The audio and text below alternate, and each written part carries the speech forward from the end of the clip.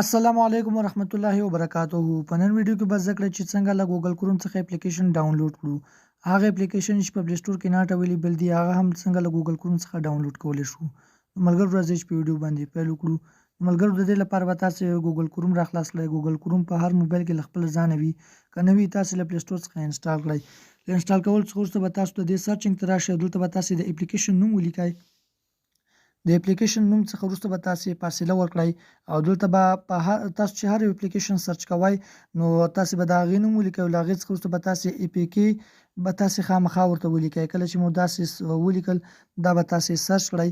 له سرچ کولو څخه وروسته به تاسو ته دا ډول صفحې راخلاص شي. نو ملګرو په دې کې به تاسو ګورئ دا هم یو اپلیکیشن دی، دا هم دی. نو ټول خپل ځان ته ورژنې لري. نو زه په همدې باندې کلیک کوم.